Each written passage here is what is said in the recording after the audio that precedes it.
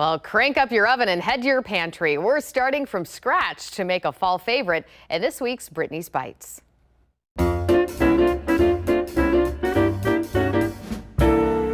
So we are well into fall at this point, and what comes to mind when we're thinking about fall, late October? Pumpkins, right? So everybody is starting to make pumpkin desserts. I'm going to go a different route because guess what else happens in the fall? Apple picking. We think of apple orchards, right? So I'm making an apple dessert today. In fact, it's an apple bundt cake. Frankly, anytime I get a chance to pull out my cute little bundt pan, I'm all about it. So this is a recipe a little bit different than one I normally make. Of course, you know I always like to make things easy, start with a lot of pre-made things and then jazz them up. This is completely from scratch, so it takes a lot of prep work and a lot of ingredients, but many of them you do have in your pantry, so don't get too scared. Just give yourself time to make this one. I already got started because it does take so long with the prep work. So in the dry ingredient bowl here, I have flour, baking soda, salt, nutmeg, cinnamon, cloves, and I think that's it. I'm gonna put all of this online and all of the measurements. So you got a lot of stuff in here. In this bowl, we've got vegetable oil. You can use canola oil, any sort of light oil like that. Brown sugar, eggs, sour cream to make the cake extra moist, and some vanilla.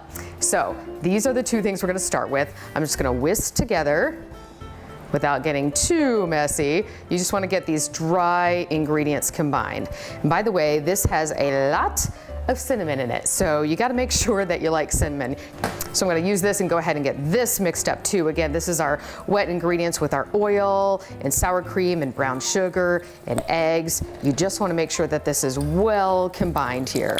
Now we're going to add the dry ingredients into the wet ingredients. And by the way, when you get this finished, it is going to be a thick batter. So don't be surprised about that.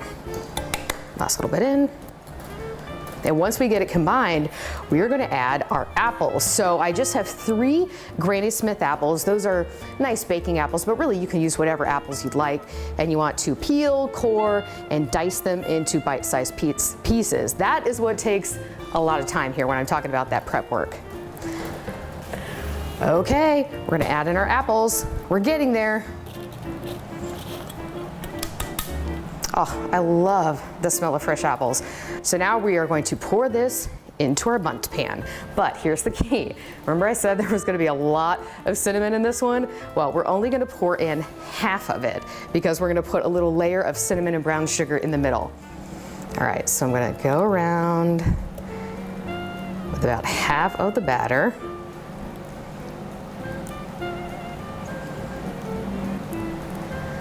That's a good layer. And then here I have, let's see, I think it was a half a cup of brown sugar and a teaspoon of cinnamon. You just want to sprinkle this all around. And then you're going to have this nice little gooey cinnamon sugar center. Now it's time to pour on the rest of the batter right on top.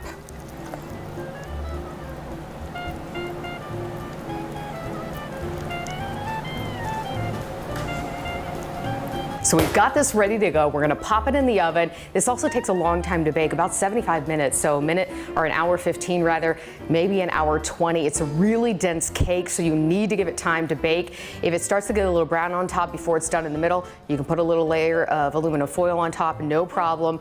Then we're gonna bring it out to cool a little bit, and we're not done yet. We have a final step after that. Okay, I've pulled the bundt cake, the apple bundt cake, out of the oven, and it's been cooling for about a half an hour or so. I'm hoping it's gonna turn out okay when I finally flip it. It feels still a little bit warm, so I'm gonna let it sit here just a few minutes longer while we get started on the glaze. Now, you could absolutely eat this without the glaze. I can tell already it's moist, it's full of apples and spices and goodness. Totally fine, but we're gonna up at the ante here, and we're gonna do a cream cheese glaze. So I have 4 ounces, which is just half a little block of cream cheese that is softened in here, along with 2 tablespoons of softened butter, and then I sifted a cup and a half of powdered sugar. It's already very fine, of course, powdered sugar, but you wanna sift it because you don't want any little chunks. You want it to be completely smooth. Then we're gonna add a half teaspoon of pure vanilla. I'm gonna play not by the rules, but I did it. You don't want to measure over your bowl in case it spills everywhere. And then I have about 3 tablespoons of heavy cream in here. You can use milk if you want to as well, that's fine. Now, we are going to start this off slow and then increase the speed because we don't want powdered sugar to go everywhere, right?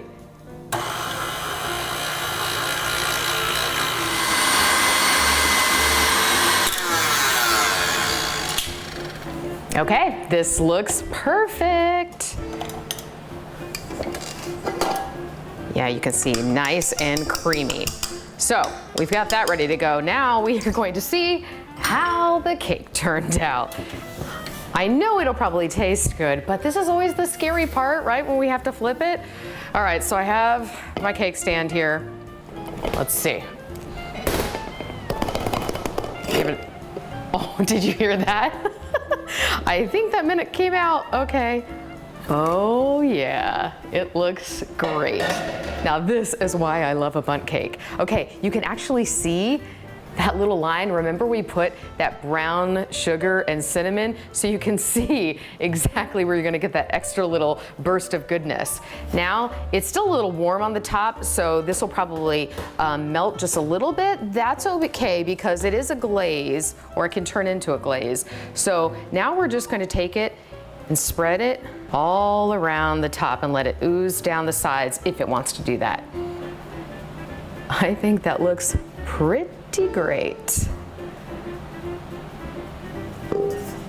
So here we have our apple bundt cake with cream cheese frosting.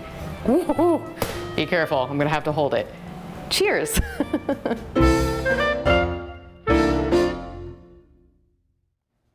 Almost had a kitchen disaster there at the end. Well, if you have a recipe you'd like to share or an idea for a future segment, you can always text us at 614-460-3345 or find me on social media.